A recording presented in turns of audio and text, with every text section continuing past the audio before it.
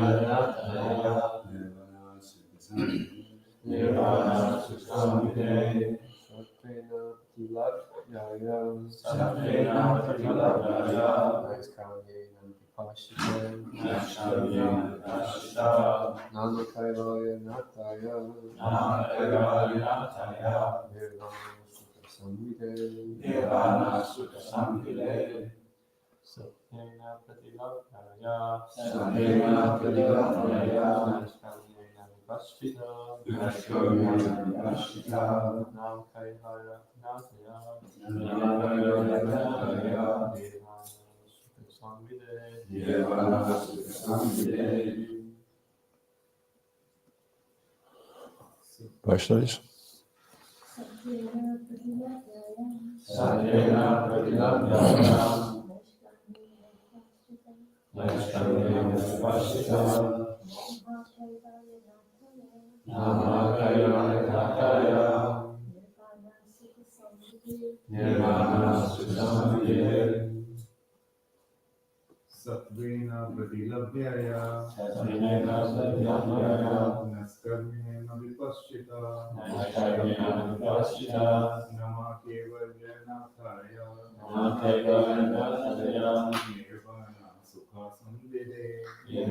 Sukha Samvide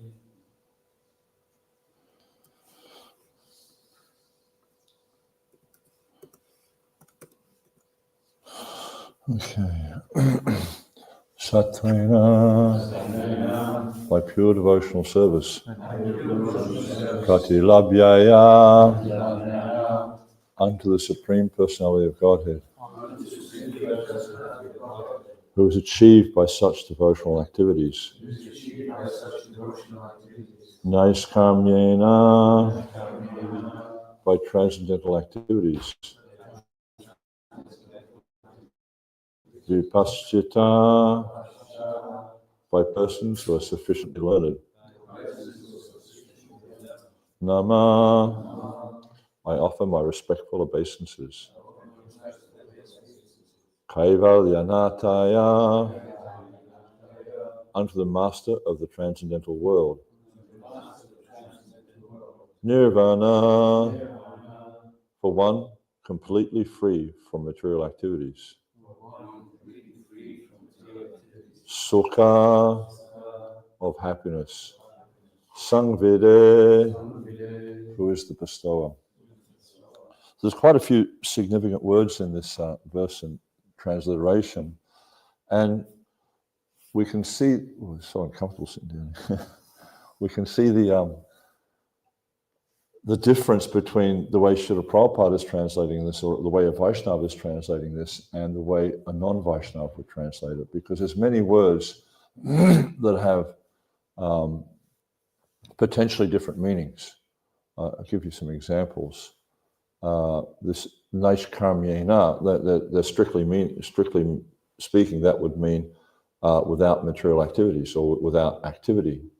But we see how our acharyas are translating this to mean by transcendental activities, or by doing service for Krishna or acting for Krishna, which is devoid of material desire. So that's one interesting word that's there. Then we look down further, it mentions Kaivalya Nataya, which Srila Prabhupada is translated to mean unto the Master of the Transcendental World. And we see in other places he's indicated that Kaivalya means merging. You know, the activities are devoid of contact with God. And then in the last one, nirvana, for one completely free from material activities. Again, we see how Prabhupada is translating that in a very interesting way here to connect it to Krishna. And this is this is why, to read the Bhagavatam or any scripture on its own, separated from the commentaries of the various acharyas, we're not going to understand the devotional practice. And it's just like here, we'll see in the verse how Prabhupada, he explains this word naishkarmya, and also we see that Narad Muni is explaining the same word in the first canto, 5th chapter, that you can renounce material activities, but if they're devoid of devotional service, it doesn't work. You can't sustain it. And we see that so many people in this world have tried over generations, over the eras, to give up material activities because they experience frustration in material life, because it always leads to the same thing. It always leads to frustration. Birth, death, old age, disease. It just leads to the same thing. Someone who's intelligent can see the futility of that. But if their intelligence is not that evolved, they can't see how the only activity we can practically perform that will bring us satisfaction in this world is bhakti. And that's this point of naishkarmya. It means, yes, we see the futility of the material world, but then we use our energy to serve Krishna. And in that way, we become satisfied. There's a few interesting verses in the Gita. I'll get to them in a little while, but they also where Krishna is saying the same point. Okay, the translation. The Supreme Personality of Godhead is realized by pure devotees who act in the transcendental existence of Bhakti Yoga. He is the bestower of uncontaminated happiness and is the master of the transcendental world. Therefore, I offer my respects unto him. Because someone who doesn't have the background of bhakti would think that Gajendra is offering prayers to the void. This Kaivalyanataya Nirvana, because traditionally speaking, that they're referring to voidistic realization. Okay, responsively, please. The Supreme Personality of Godhead is realized by pure devotees who act in the transcendental existence of Bhakti Yoga. He is the bestower of uncontaminated happiness and is the master of the transcendental world. Therefore, I offer my respects unto him. Prabhupada's purport. As stated in the Bhagavad Gita, The Supreme Personality of Godhead can only be understood by devotional service. Bhakti-mam abhijanati yavanyas chasmi tattvata. If one wants to know the Supreme Personality of Godhead in truth, one must take to the activities of devotional service. These activities are called sattva or shuddha sattva. In the material world, activities of goodness which are symptomatic of a pure brahmana are appreciated, but the activities of devotional service are shuddha sattva. In other words, they are on the transcendental platform. Only by devotional service can one understand the Supreme. Devotional service is called naishkarmya. Mere negation of material activities will not endure. Naishkarmyam apyachuta bhava varjitam. Unless one performs activities with reference to Krishna consciousness, cessation of material activities will not be helpful. In hopes of achieving naishkarmya, freedom from material action, many highly elevated sannyasis stopped their activities, yet they failed and returned to the material platform to act as materialistic persons. But once one is engaged in the spiritual activities of bhakti yoga, one does not fall down. Our Krishna consciousness movement is therefore an attempt to engage everyone always in spiritual activity, by which one becomes transcendental to material actions. The spiritual activities of bhakti yoga, Shravanam, Kirtanam, Vishnu Smaranam, Padasevanam, lead one to understand the Supreme Personality of Godhead. Therefore, as stated here, Sattvena pratilabhyaya naishkarmyena vipaschita. The Supreme Personality of Godhead is realized by pure devotees who act in the transcendental existence of bhakti yoga. The Gopala Tapani Upanishad 1.5 says, Bhakti asya bhajanam tad iha mutropadhi nairash yenaiva mushmin manasa kalpanam etad evacha naishkarmyam. I'm sure you all know that verse very well, right? I thought so. This is a definition of naishkarmya. One who acts in naishkarmya when he fully engages in Krishna conscious activities without material desires to enjoy, either here or in the upper planetary systems, in the present life or in a future life, iha amutra. Anya abhilasha shunyam. When one is free from all contamination and he acts in devotional service under the direction of the spiritual master, one is on the platform of naishkarma. By such transcendental devotional service, the Lord is served. I offer my respectful obeisances unto him. So, yeah, very wonderful verse, and of course, Srila Prabhupada's purport, where we see Gajendra is offering prayers of surrender unto the Supreme Personality of Godhead. And we can, if we look at the previous verses and also subsequent verses, we can see it's obvious that Gajendra is, praying to a person. He's not praying to the void.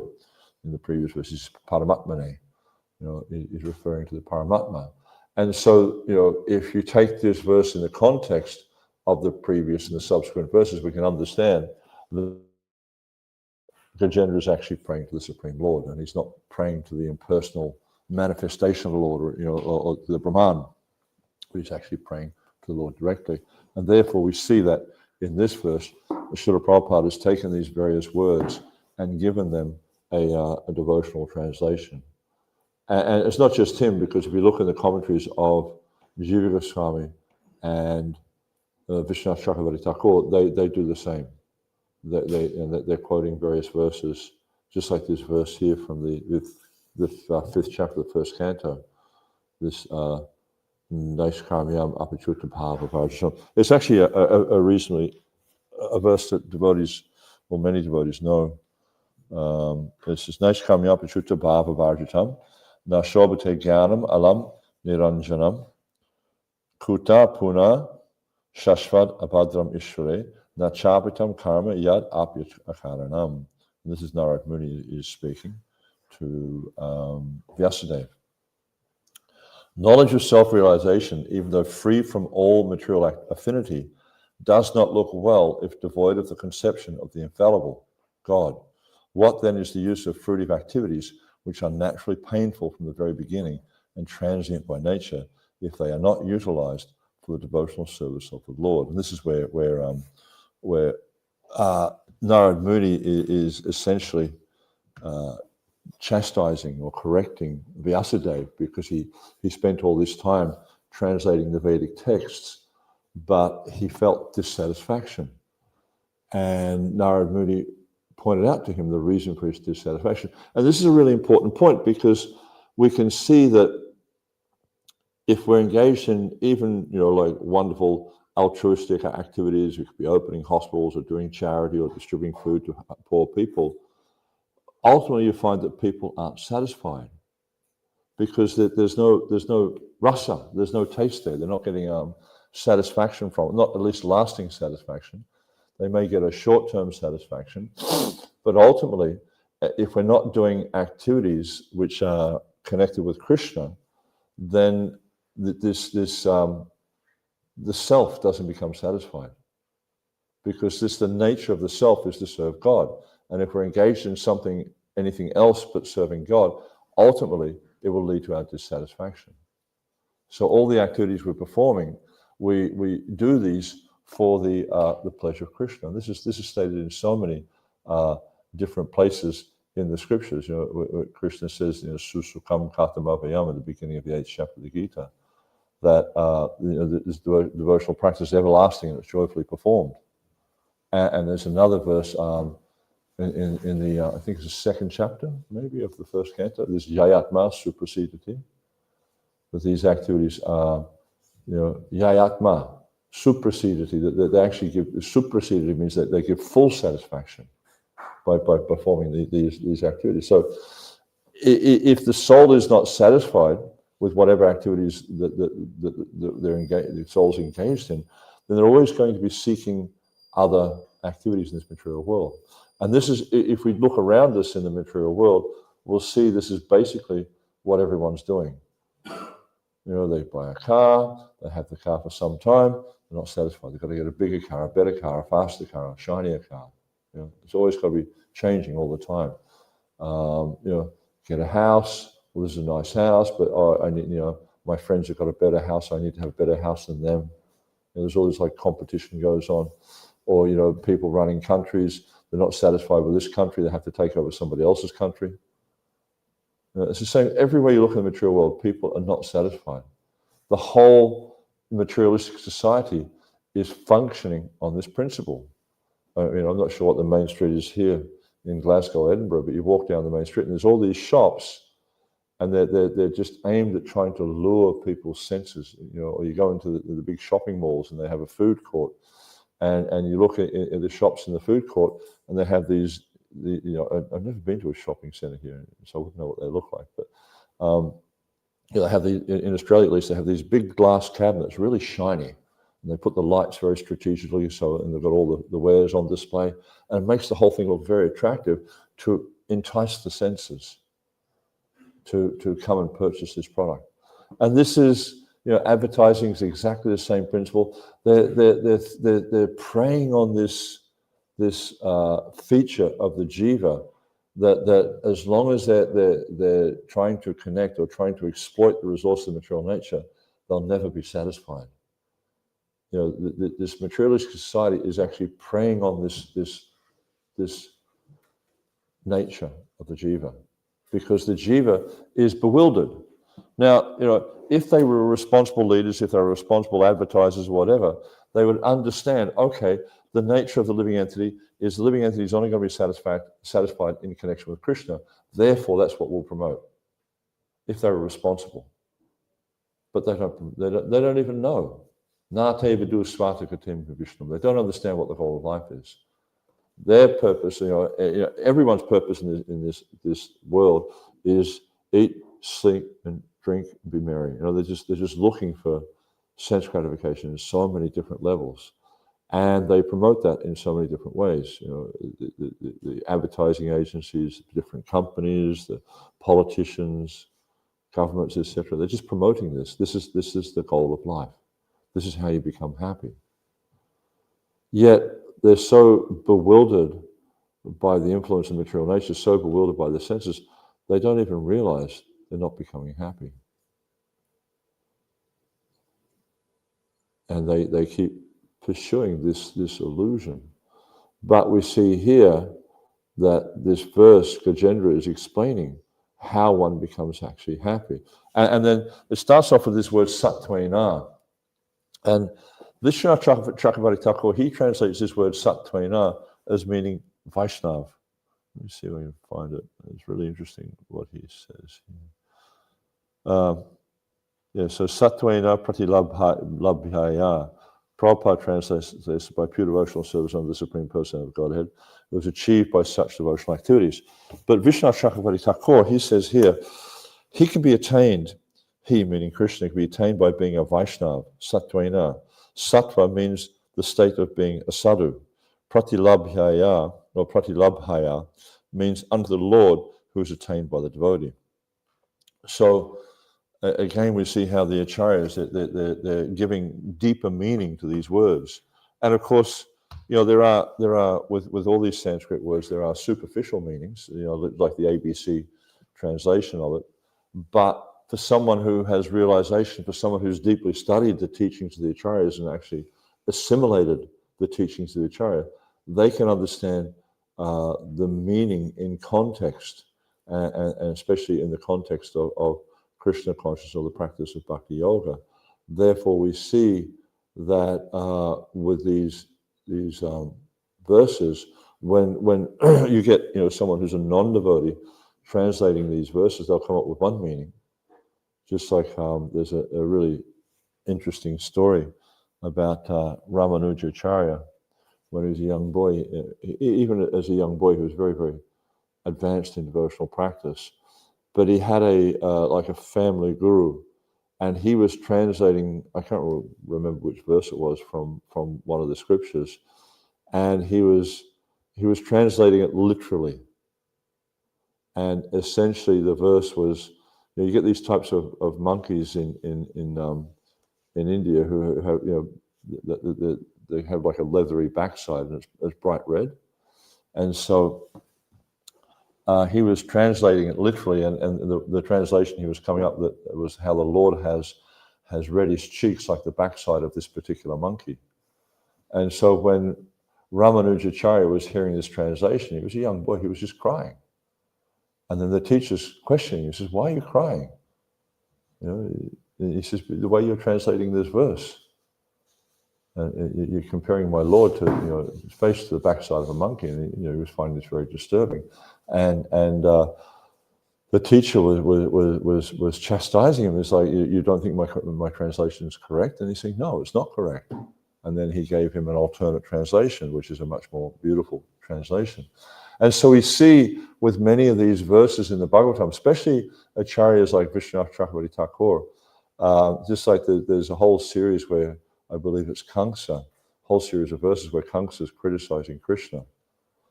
And Vishnu Chakravarti Thakur gives an alternate translation.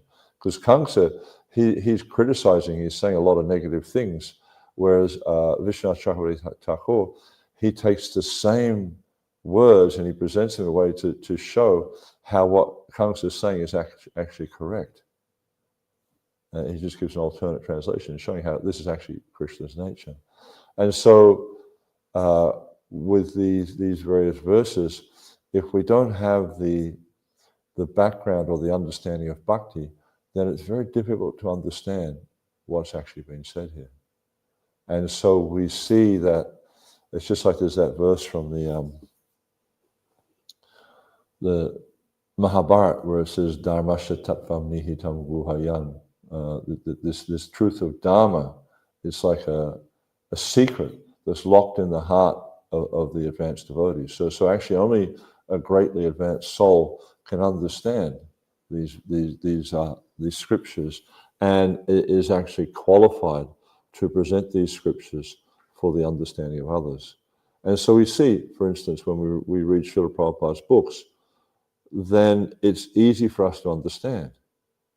Yet there are so many, as Prabhupada said when he first came to the West, there's more than 800 translations of Bhagavad Gita and not one pure devotee has been produced. This is because those who have translated the books haven't understood the essence of the Bhagavad Gita. Therefore, we see that when Srila Prabhupada, when he translated Bhagavad Gita, he called it Bhagavad Gita as it is, meaning it's actually presenting what Krishna is trying to explain. Because Prabhupada has the perspective of a devotee, and he understands the perspective of Krishna. And he's presented the Bhagavad Gita in this devotional fashion so we can actually understand what the author, Krishna, is trying to say. And in that way, when we read Bhagavad Gita, it inspires devotional sentiments in our heart. Whereas if we read a Bhagavad Gita by a non-devotee, it just perpetuates our bewilderment, is really what's happening. And you'll see that Prabhupada, he would say that, from all these Bhagavad Gitas, not one pure devotee came. Yet from Srila Prabhupada's translation of Bhagavad Gita, many thousands of pure devotees have come. And so we see that when we actually read the absolute truth, then the essence of the scripture, that the real message of the scripture comes out, and then it touches the heart. And in that way, the living entity becomes transformed. And this is the purpose of study. This is the purpose of reading, actually, is transformation. This is the purpose of the process of bhakti, is transformation. If the heart is not being transformed, then we're not practicing the process correctly. If the heart is being transformed, if our heart's becoming softer, and Prabhupada talks about this at the end of the 10th chapter of the Gita, if the heart becomes softer, then we can understand the message of we can understand the message that is being communicated to us. And this is what we see happening here, is because Prabhupada, as an advanced transcendentalist, but also a great devotee of the Lord, he's translating this verse in a way that is actually helping us to understand how we can also become freed from material desires, how we can advance in devotional service.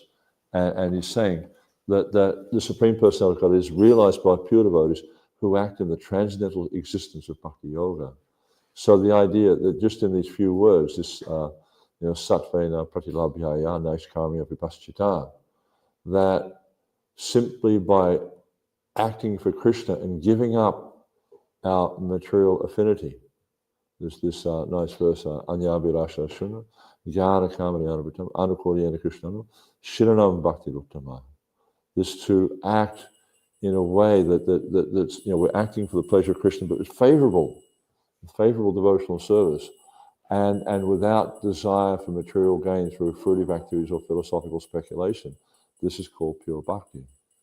So we see all the acharyas are essentially explaining the same point in so many different ways. Like, this verse here that Prabhupada is quoting from Narad Muni, he's explaining it, Rupa Goswami is explaining it, and Jiva Goswami is explaining it, Prabhupada is explaining it here as well.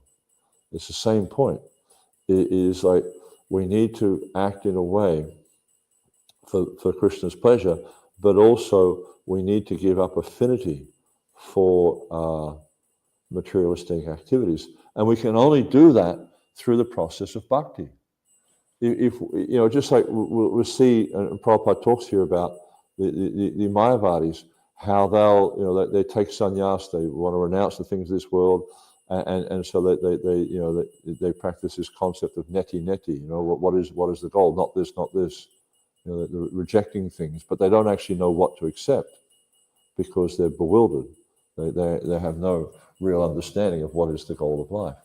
But when one practices devotional service, understanding what the goal of life is, understanding that ultimately Krishna is our destination, Krishna is our goal of life, then we can move forward and purify the heart of all these different anarthas, purify the heart to the point where we start to practice pure devotional service.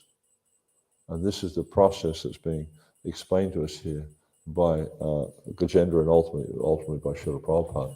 And also on this, if we're able to give up this material affinity, then from that position we don't fall down. But if we're practicing devotional service and we still have material affinity, we're always going to be struggling with this. Whether we're attracted to material sense enjoyment or sex life or name, fame, profit, distinction, adoration, whatever it is, if this anatta or these anattas, if they remain, we're always going to be fighting with them. So somehow or other we have to come to this point where we're just completely fixed in this process of bhakti, and we're not distracted by these things in the material world. And the only way we can do this is what's that? Smartavya satam Vishnu Vishmatavya Lajatati Savavinishedishu Etiyore Vikinkana. But the whole purpose of all these different rules and regulations is so that we can always remember Krishna, we can never forget him. So by following the practice of bhakti very strictly, especially Vaidhi Bhakti at our stage of devotional service, by following it very strictly, then we're able to give up this affinity for material nature, for material material desires and exploiting material nature, and come to the point of being fixed in the service of Krishna. And then when we achieve that position, we never fall down. It's not possible. And we see that many great devotees have actually achieved this position by being fixed in their determination to serve Krishna. All right, finished there. Any questions or comments at all? Dr. Brewer. In fact, what Srila Prabhupada mentions that the good action of no use times. And I thought that they would be good in progressive way, but he seems to link them with the same as impious acts that are of no use.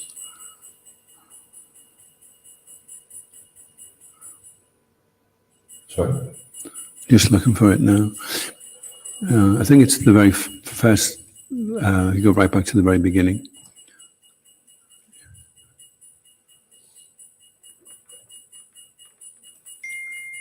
The activities of goodness which are symptomatic of pure Brahma are appreciated in the activities of devotional service as Srila Sutta. In other words, on the transcendental platform. Is that what you're referring to? A little bit further on, he makes like a really heavy statement that these activities that don't lead us to devotional service are just a waste of time, even if they're in the mode of goodness. Oh, here it is. Unless one performs activities with reference to Krishna, cessation of material activities will not be helpful. So I thought that would be, cessation of material activities would be helpful as a... Yeah, because you'll come back. That's the point he's making there. And Prabhupada repeatedly makes that point. If you're not doing activities connected to Krishna, and you're trying to cease material activities, and the point he's talking here about Mayavadi sannyasis is they renounce all this sort of stuff. But because they're not doing, and which is good, to renounce these things because they've had some limited realization that you will not find satisfaction in the material world, because they've seen time and time again they do the same activity, they're dissatisfied. So they have some degree of realization, but they haven't actually understood how to satisfy this yayatma suprasidati, how to satisfy the self. And the only way you can satisfy the self is through the activities of devotional service, because then when you're engaging in devotional service, you're reconnecting with your original state as a servant of Krishna. And we can, there's the analogy given of the fish out of water. You can take a fish out of water and give him all sorts of nice facilities, material facilities that are being aspired for by so many people in this world. Wealth, a nice car, beautiful wife, deck chair by the pool and all that sort of stuff, But as long as he's out of water, he'll never be satisfied, because his natural position is to be in the water. And all you have to do is just put him back in the water, he'll be completely satisfied. Out of the water, he's going to be gasping for air and all this sort of stuff. And no matter what facility you give, then the fish will never be satisfied. And it's the same for us in this material world, in this trying to exploit the resources of material nature. We're like a fish out of water. But most of us are so stupid and so dulled by this desire to enjoy, we don't realize we're not happy. We think we're happy because, all the advertising is pushing us. If you do this, you're going to be happy. And I'm doing this and I'm happy. Yeah, I'm really, really happy, But actually, if you take time to look at it and analyze it, you'll see, no, I'm not happy here. And I saw a clip the other day. It was showing someone who was depressed, experiencing depression. But to the external observation, they looked like they were having a good time. And even we look at, what was that comedian's name? An American comedian, very famous. Committed suicide. Huh? Jim Carrey. No, he committed suicide a few years ago. Oh, No, he played that role of a lady, Mrs. Doubtfire or something. And so, Robin Williams. huh? Robin Williams, yeah, that's it, yeah. So, externally, he looked like he was a very happy person. He was always laughing and joking, so life of the party kind of a person. But that was just a mask to hide his deep, deep depression. And we've become very expert at hiding these problems we have, because we don't want people to realize, how fragile, how damaged we are. And so, he committed suicide because he was deeply in depression. At least that's what the report's saying. So the fact of it is we don't actually realize our situation in the material world. We think we're happy. But, if people are happy, why is the suicide rate so high in the world? So many people are committing suicide. Why is there so much violence in the world? Why is there so much robbery and theft and murder if people are happy? Happy people don't do these types of things. So the same here is like the Mayavadi is performing all these altruistic types of activities, yet because they're not coming into contact with their actual nature, they're not realizing their actual nature as a servant of Krishna, and they're not engaging in that nature or acting in that nature, ultimately dissatisfaction comes out because they're trying to be happy and they're not being happy, they're not connecting with their natural self, and then they come back down again to materialistic activities because they're not understanding who they are. And this is a point that Prabhupada would often speak about. Alan, you have a question? Yeah, thank you so much. Really interesting, really enjoying the class. The question is this on? Yeah, never mind. The question was, if I want to become fixed, one has to sort of go through a process. And what's the best way to do this process? Should we be do it according to our nature, or should we be giving up any likes or dislikes to any activities and just surrendering? And then with that, others become fixed, or is there a danger that by not acting according to our nature that we could have a negative effect on our progression? The problem is at this stage, because we often hear about engage according to nature.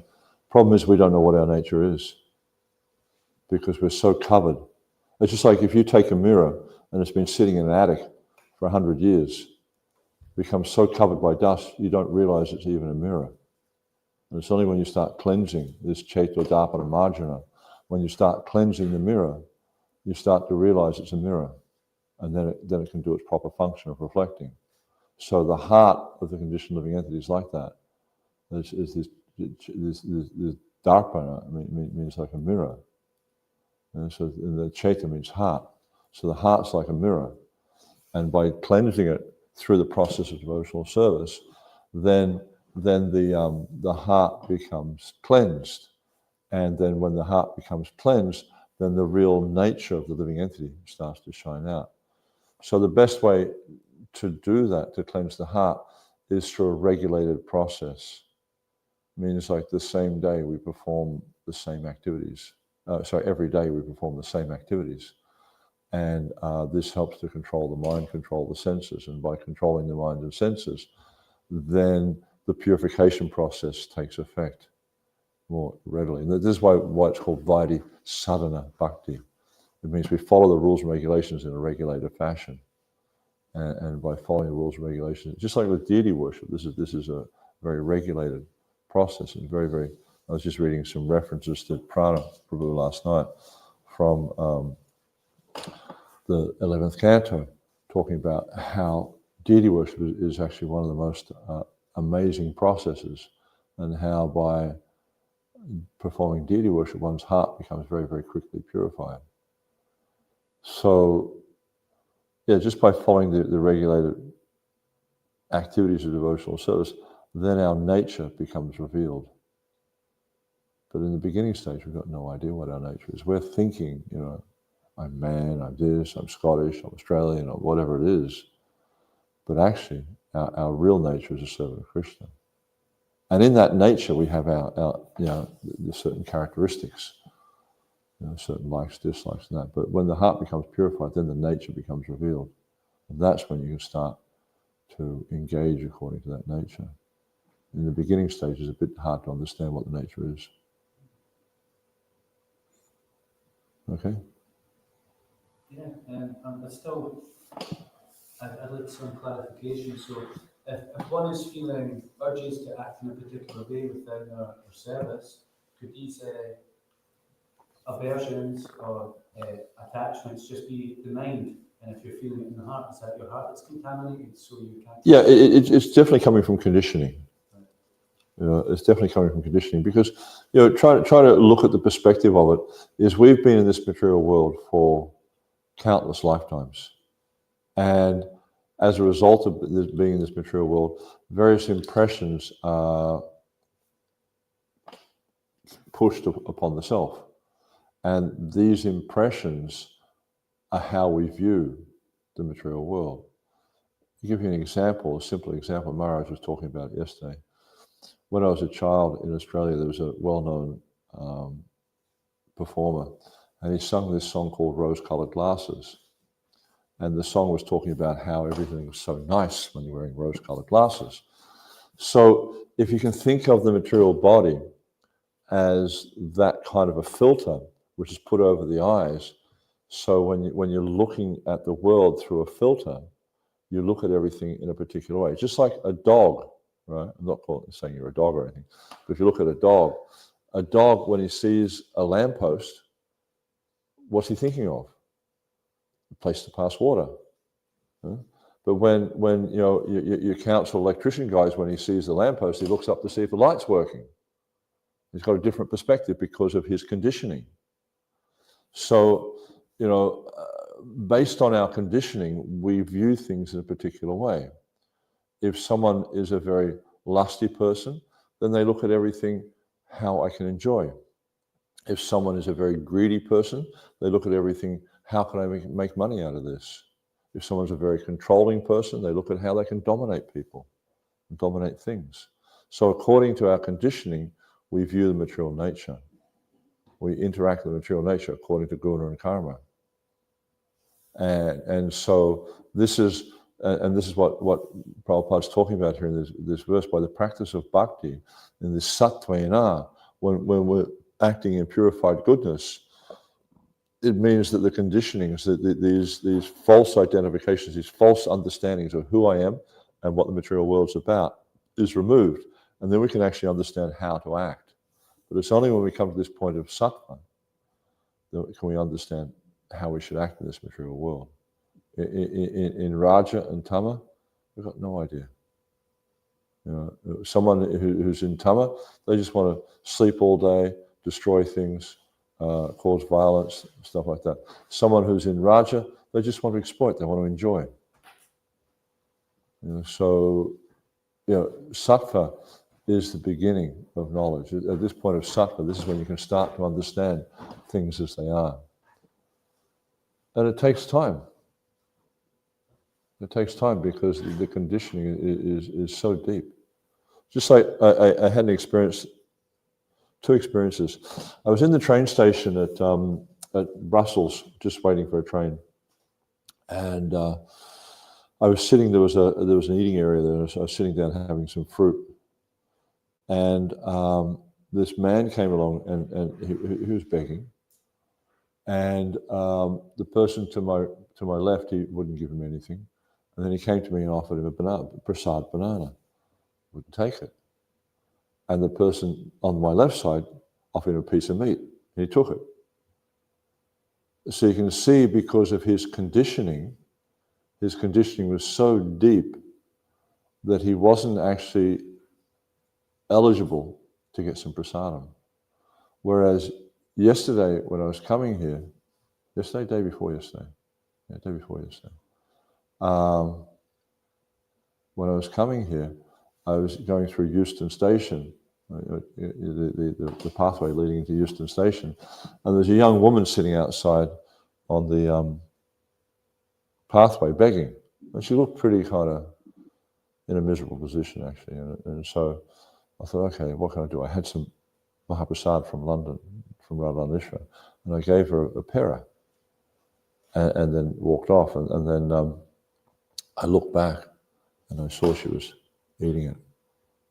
So you can see, because of her piety, she'd done some kind of activity in the past, which then put her in that situation where she was able to take prasadam. It's not accidental that someone can take prasadam. It's just like, the man in Brussels. He was too steeped in ignorance to even take Krishna prasad. Whereas this lady in Euston, even though she was in a very difficult situation, still, somehow or other, she was able to take Krishna prasad. And this means that at some point, her material life is over. It's interesting if you link piety to an opportunity to engage in devotional service. Because one part was saying that it's of no use. I was thinking about pious acts will lead you to the opportunity for something transcendental. Well, piety, or what sometimes referred to as gyata sukriti, it doesn't necessarily guarantee bhakti. It doesn't guarantee one the practice of devotional service, but it puts you in a more favorable position.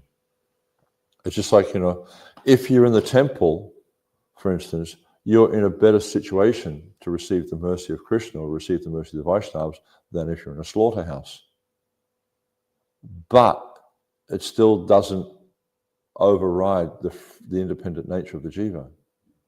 The piety is going to put you in a better situation, but you still have that independence to choose whether to take to the process of bhakti or not. So if we misuse our independence, we won't take to the process of bhakti, but if we're intelligent, then we'll take to the process of bhakti. So piety just puts you in a situation where you're more favorably inclined. Just like, you do book distribution, you meet so many people. Some people just like, they'll hit your hand. They don't want to know about the book, They get violent towards you. Other people, wow, that's really interesting. I've been looking for something. Where have you guys been all my life? And a lot of this is due to agyata sukriti, which means unknown pious activities, or in the previous life. Because Rupa Goswami talks about this in the Nectar of Devotion, that some people take to devotional service very quickly. Some people, even after so many lives, they can't. And he said, why is that? He said, because in their past life, they practiced devotional service. So we can understand when people come to this practice of bhakti, there's been something in the past which has enabled them to do that. It's not accidental. There's no chance, there's no accident in this material world. It's all, very, very intricately arranged. Due to karma, due to the interaction of the influence of devotees, due to the influence of the Supreme Personality of Godhead, one's past activities, etc., etc. It's not. I was actually listening to a class yesterday where Prabhupada was talking about that. It's like, Amolga was actually, there was a video I was looking at. Amolga was saying how the scientists say it's all by chance, and he says, is it by chance you become very rich? Is it by chance you get a degree at university? No, you have to work for it. It's not by chance. There's nothing by chance. This is just a foolish concept that something happens by chance. No, it's kamana deva netrena jantra. It's all by the arrangement of nature and the Supreme.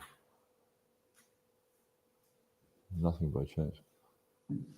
Yes, sir. So naturally we're all covered to different degrees. Naturally we're all covered to different degrees. And Yeah. Say, some people are so covered they can't even take a Yeah. fruit or something, they take a chunk of meat. Yeah.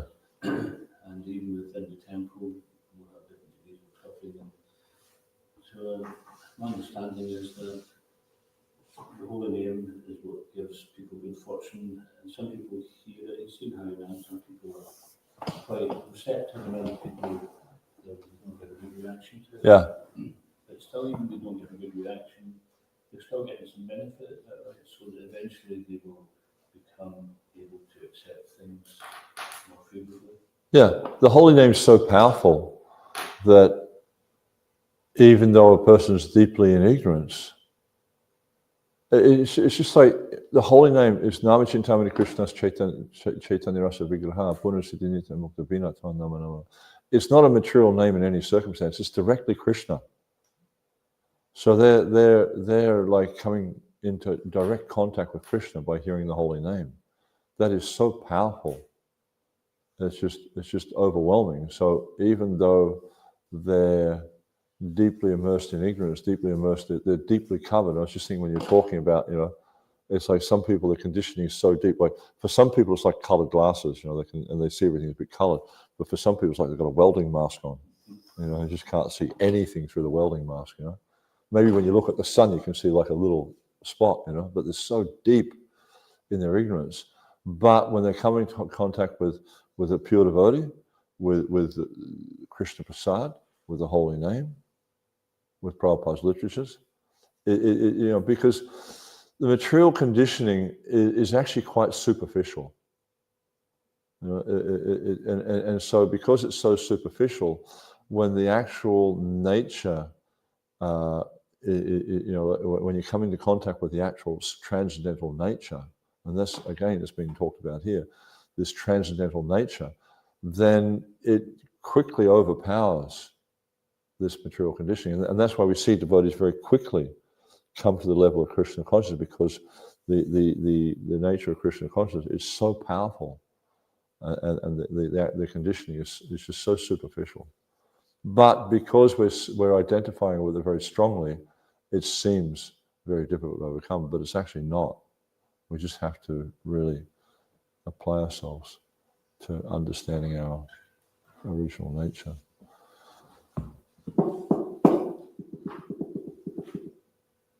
Okay? Srila Prabhupada ki, Samaveta Bhakta Vrinda ki, Jai Nitai Gaur Premanandi. Hare Krishna.